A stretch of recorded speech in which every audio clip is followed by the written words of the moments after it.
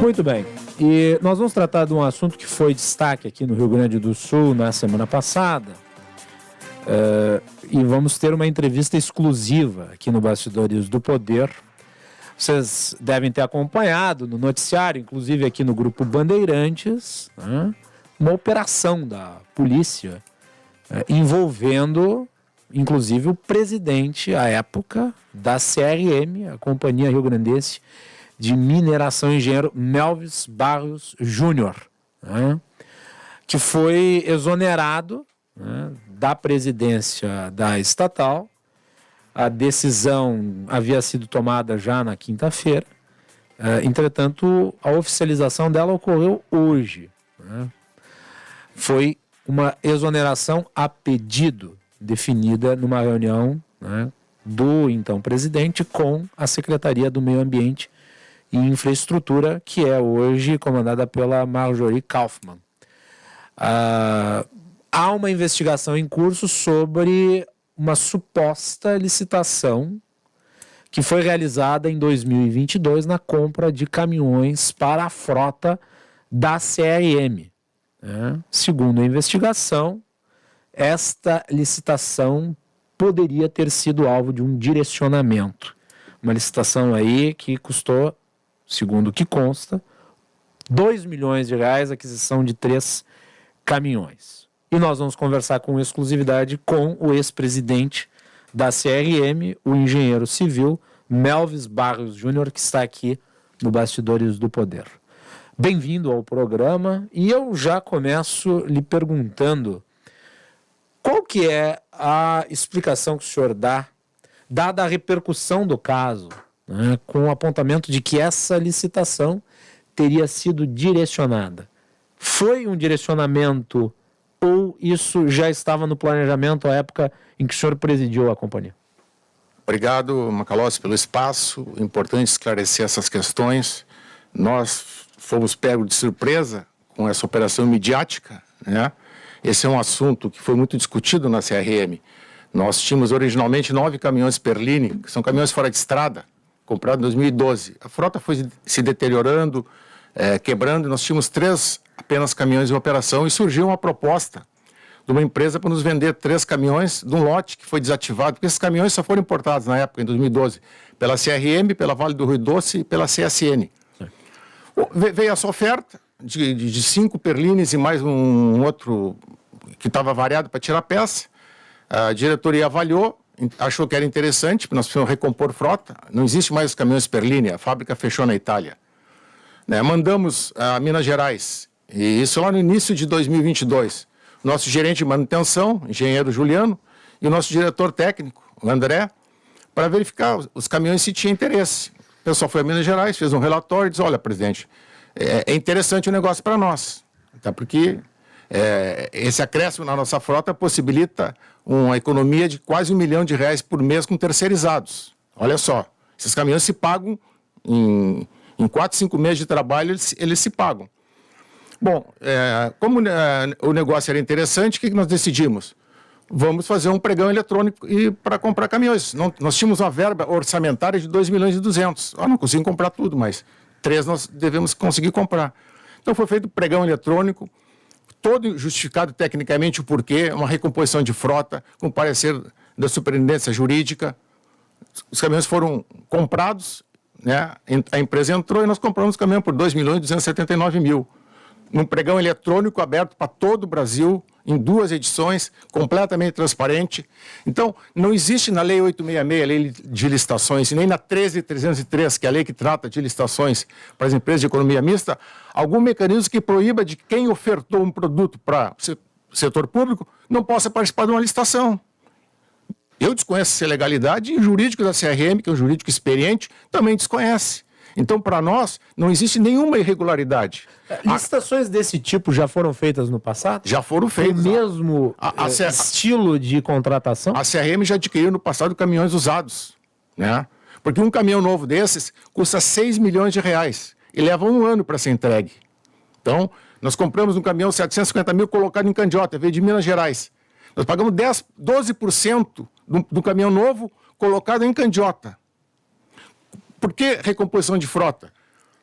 Porque nós já temos operadores treinados, mecânicos treinados, a pessoa conhece o equipamento, opera com esse equipamento CRM desde 2012. Então, com essa recomposição de 3 equipamentos em condições operacionais, nós passamos a ter 6. E os caminhões, como eu te disse, se pagam em menos de um ano. Isso não é eu que estou dizendo, é a nossa área técnica de engenharia que diz. Então, a decisão tomada da aquisição ela foi respaldada pelo jurídico da CRM. Com certeza, toda a licitação é respaldada pelo jurídico. E antes, toda a licitação superior a R$1 milhão, ela passa antes por uma autorização do Conselho de Administração. Os advogados eles foram alvo da operação? Não foram alvo de operação. Só foi alvo de operação o presidente, o diretor técnico e os 2 superintendentes em Candiota.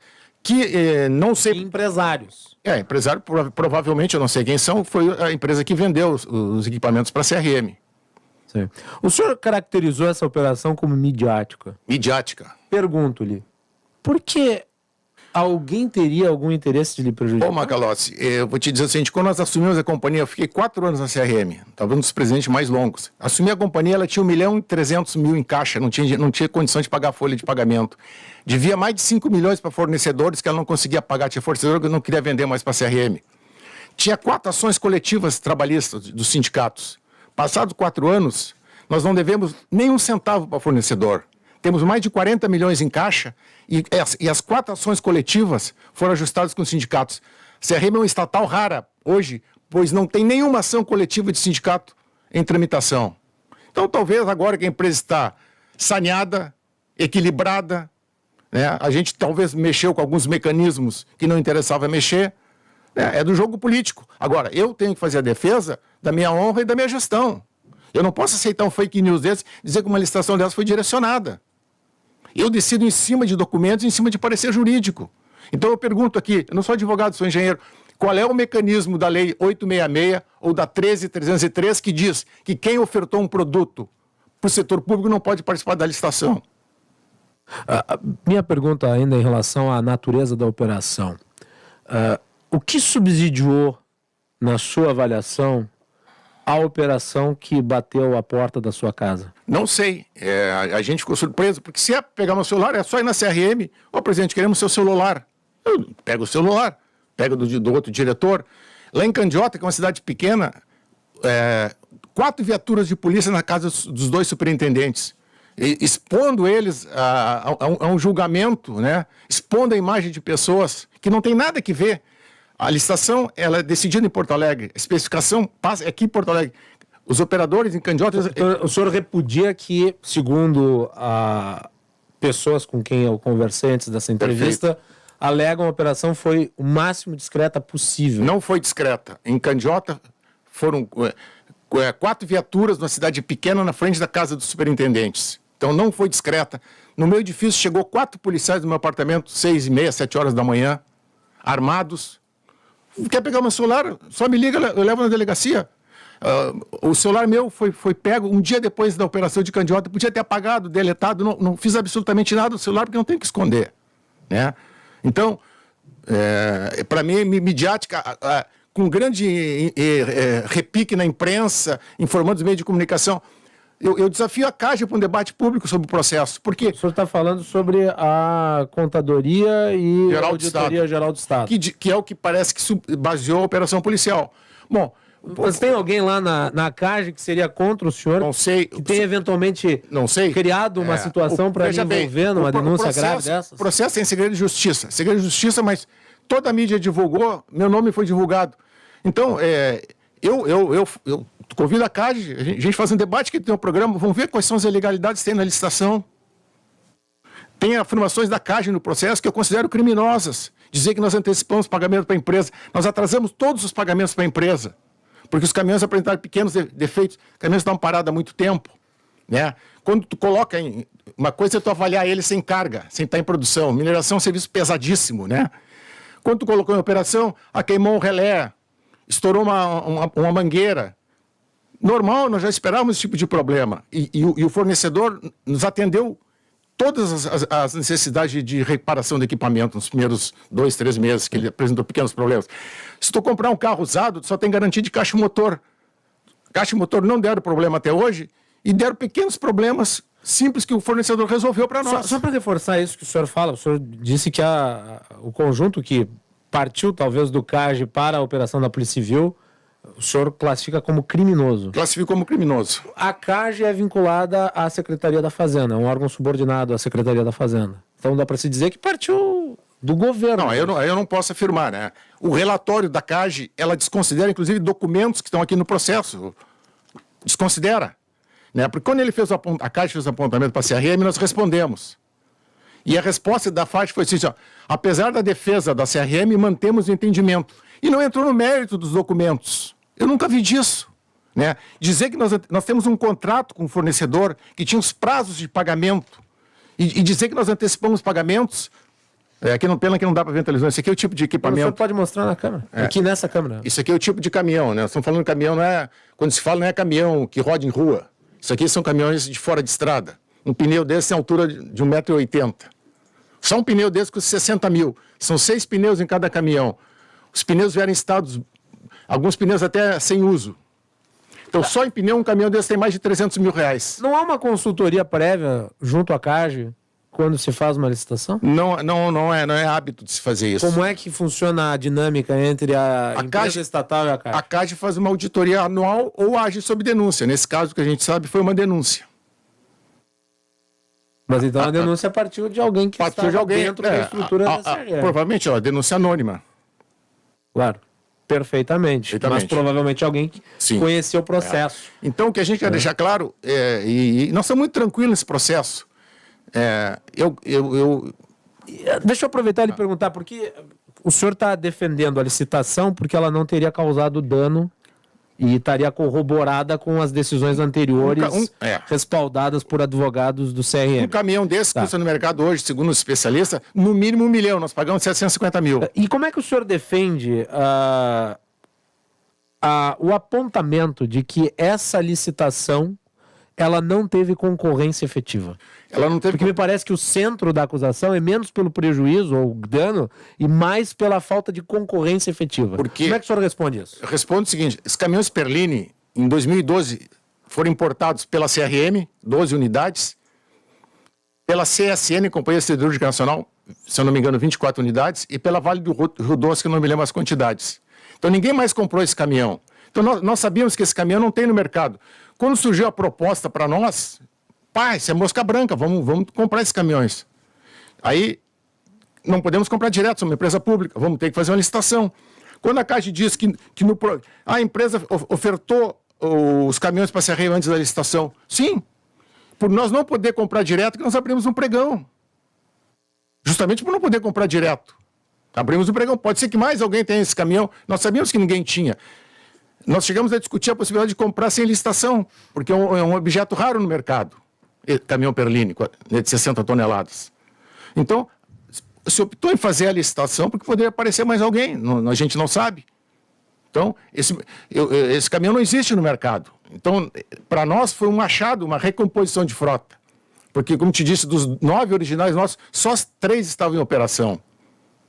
Isso provavelmente a sua defesa alegará no curso de um processo que venha a ser instaurado. Essa é uma das defesas que nós Tem vamos mais alegar. Algum argumento que o senhor possa utilizar ainda? São diversos argumentos.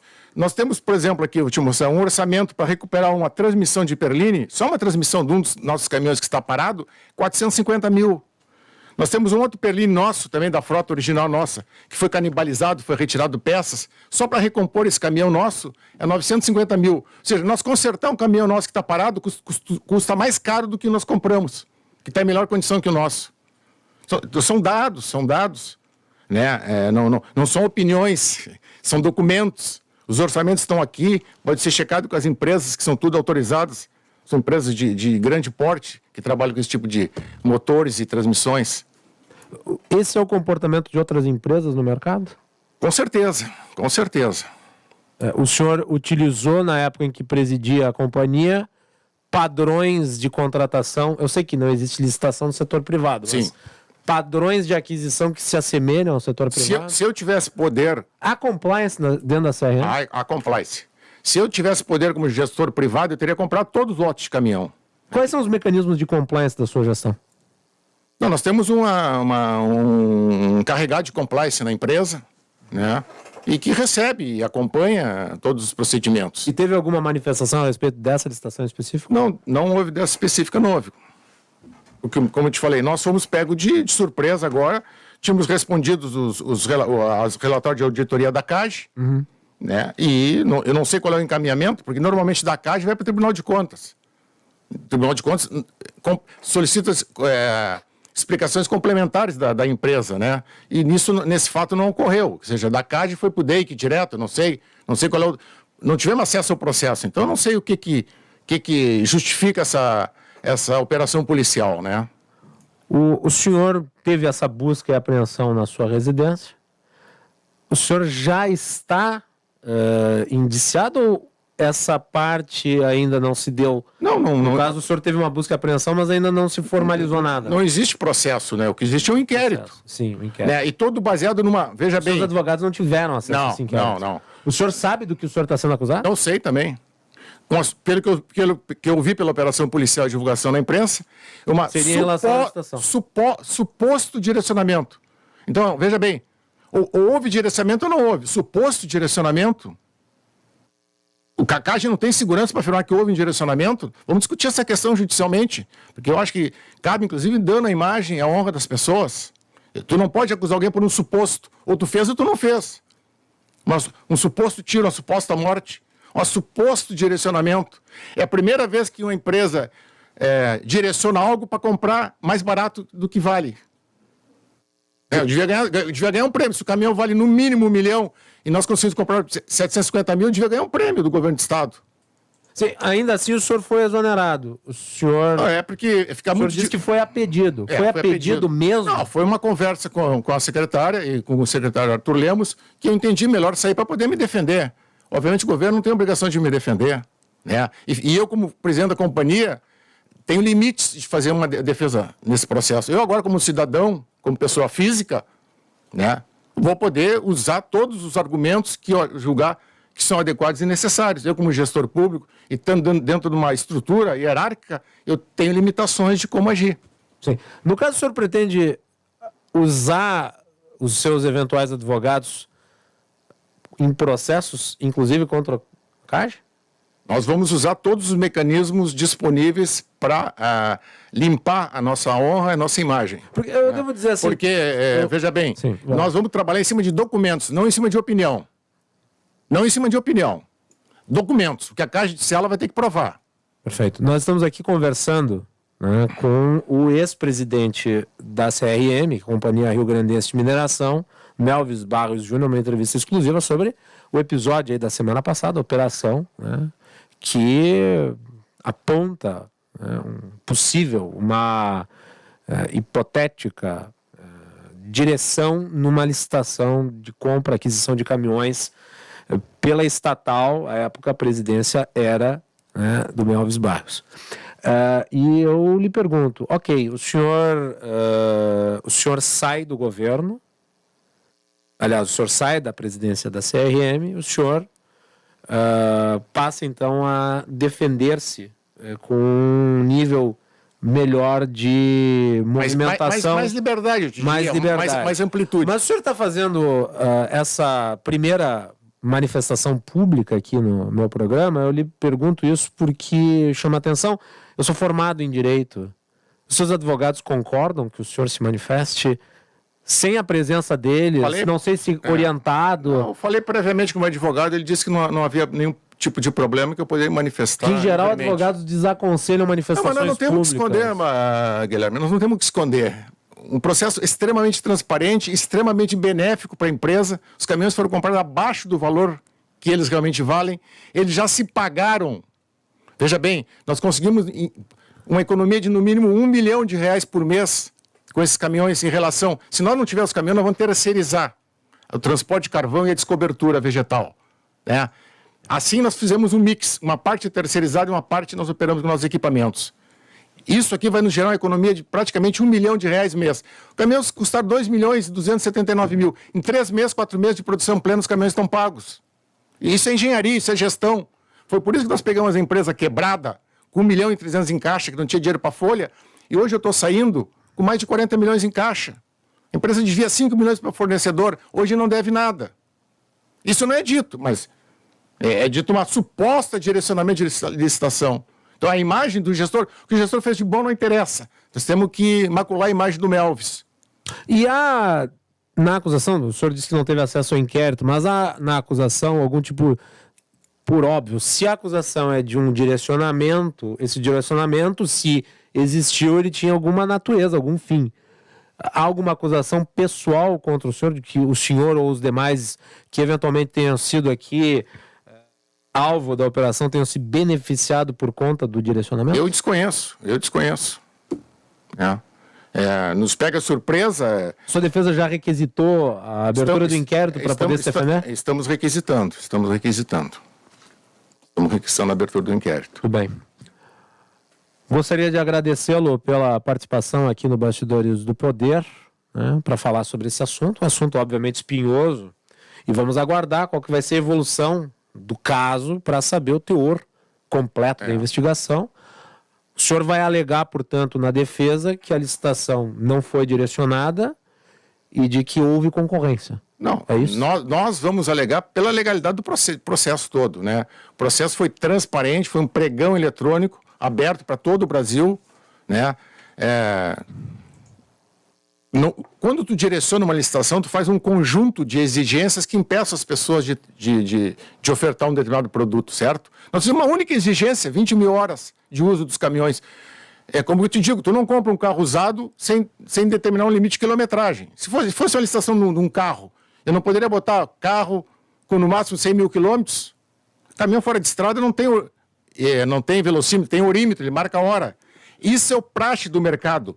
Qualquer equipamento que tu for comprar no mercado de mineração, ele vai ter o número de horas de trabalho no seu orímetro. Então isso não é direcionar, isso é proteger a companhia, porque não se compre um equipamento com muita hora de uso que vai dar problema. Essas 20 mil horas é a média dos nossos equipamentos de uso. Então, uma única exigência técnica, ela não direciona uma licitação, né? Tu pegar qualquer anúncio de equipamento de mineração, olha aqui, ó, uma máquina Hyundai, 7 mil horas. Qualquer equipamento, carro dá quilometragem, ó, vendo um carro X com 50 mil quilômetros, 40 mil. Equipamento de mineração é hora de trabalho, hora de uso. Então, uma única exigência não direciona numa licitação. Isso é óbvio, não precisa ser advogado, não precisa ser grande entendedor. O pessoal da CAD queria até emplacamento do Detran. Será que eles não sabiam que esse tipo de equipamento não são licenciados pelo Detran?